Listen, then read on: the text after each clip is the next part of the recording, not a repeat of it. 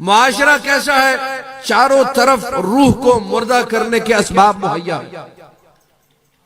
حدیث معصوم امام جعفر صادق علیہ السلام کا ارشاد گرامی، اللہم صلی علی محمد و آل محمد، مولا فرماتے تین چیزیں ہیں جو دل کو مردہ کرتی ہیں، بڑی توجہ چاہتا کہ نامحرم عورتوں سے بات کرنا دل کو مردہ کر دیتا ہے۔ گھٹیا اور پست فطرت لوگ، مولا وہ کون سے لوگ ہیں جو گھٹیا لوگ ہیں؟ کہ جن کو گالی دو ان کو پرواہ نہیں ہے، وہ کسی کو گالی دے ان کو پرواہ نہیں ہے، یہ گھٹیا لوگ ہیں جن کو نہ گالی سننا برا لگتا ہے نہ گالی سنانا برا لگتا ہے۔ ہمارے معاشرے میں ایسے لوگوں کی تعداد بڑھتی جا رہی ہے کہ یہ گھٹیا لوگ ہیں، ان کے ساتھ بیٹھو گے، ان سے بات کرو گے، دل مردہ ہو جائے گا۔ دنیا کی محبت دل میں آئی، حب الدنیا راس و کل خطیہ، مالداروں کے ساتھ، اغنیاء کے ساتھ بیٹھو گے تمہارا دل مردہ ہو جائے گا۔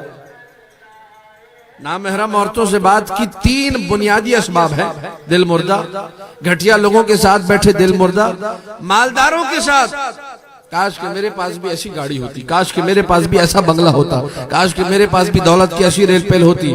خدا کو بھلا دیا، دولت میں لگ گئے، خدا کو بھلا دیا، بنگلوں میں لگ گئے، کوٹھیوں میں لگ گئے، دل مردہ ہو گیا۔ تین اسباب مولا نے بیان کیے، اس کا مطلب معاشرے میں جدھر جاؤ گے تمہارے دل کو مردہ کرنے کا سبب موجود ہے۔ مولا یہ دل زندہ کیسے ہوگا؟ کہ ان حدیثنا یحیی القلب، ہماری باتیں ہم آل محمد کے فرامین لوگوں کو سناؤ، ان کا دل زندہ ہونا شروع ہو جائے گا۔ کیسے دل زندہ ہوگا؟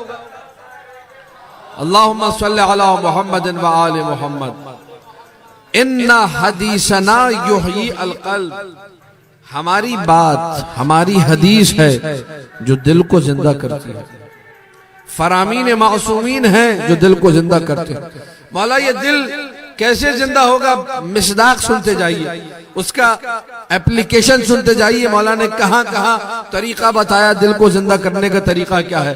حدیث سناؤ دل زندہ ہوگا، حدیث تو کوئی بھی ہو سکتی ہے، لیکن وہ حدیث جو بڑی آسانی سے، بڑے جلدی سے، بڑے سکون سے، بڑے اطمینان سے دل کے اچھے بڑے حصے کو زندگی عطا کرتا۔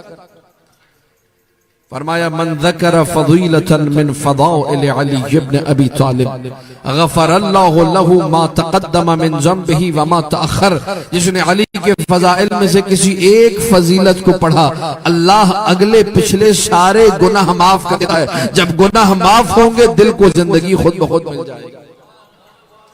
بڑی اللہم صلی علی محمد و آل محمد، بڑی توجہ چاہ رہا ہوں، دل کی زندگی کیسے ہوگی؟ جب گناہ بخشے جائیں گے۔ دل پاک و پاکیزہ کیسے ہوگا؟ جب آلودیوں سے دور ہوگا۔ میں نے حدیث پڑھی، میں آلودہ تھا، میں گناہگار تھا، میرے گناہ بخشے گئے، آپ کا کیا ہوگا؟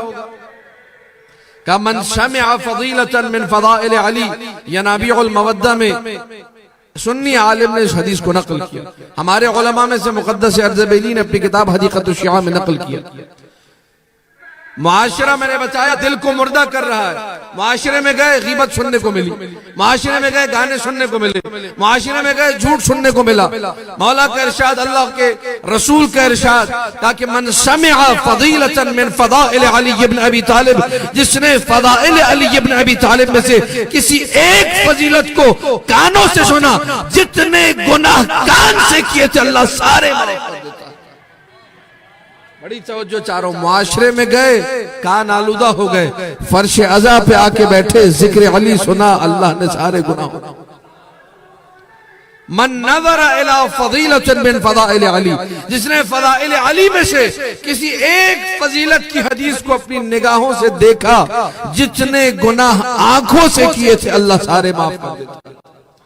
اب میرے نوجوان دوست جو طالب علم ہیں جو یہاں بیٹھے ہیں، ان سے میں دس بستہ گزارش بھی کروں گا، آج کا پیغام بھی ہے اس مجلس کا، خدا رہا ایک نوٹ بک بنائیے، ایک چھوٹی ڈائری خوبصورت سی بنائیے، کسی بھی عالم سے، الحمدللہ کراچی شہر ہے، پڑھے لکھوں کا شہر ہے، علماء کا شہر ہے، کسی عالم سے رابطہ کیجئے، مہینے میں کوئی ایک نوشندی جمعرات پکڑ لیجئے، کوئی ایک، اگر 15 دن میں ممکن ہو تو اور اچھی بات ہے، اور اگر مہینے میں ایک مرتبہ تو ایک مرتبہ صحیح۔ جائیے عالم کے پاس، مجھے کوئی ایک حدیث فضائل امیر کائنات کی بتا دیجئے، اس کو آپ اپنے ہاتھوں سے اس ڈائری کی، اس دفترچے کی زینت قرار دیجئے.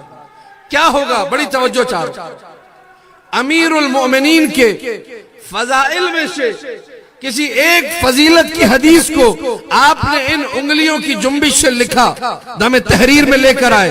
جب لکھا، اللہ کے رسول کا ارشاد ہے، من کتب فضیلتا من فضائل علی ابن ابی طالب یستغفر له الملائکہ الا ان بقی لتلک الکتابت رسم. جب تک وہ تحریر باقی ہے ملائکہ استغفار کرتے رہیں گے. لکھنے والا دنیا سے چلا جائے گا، مر جائے گا، قبر میں چلا جائے گا، لیکن علی کی فضیلت کا کمال یہ ہے جب تک یہ باقی ہے اپنا کام کرتی رہے.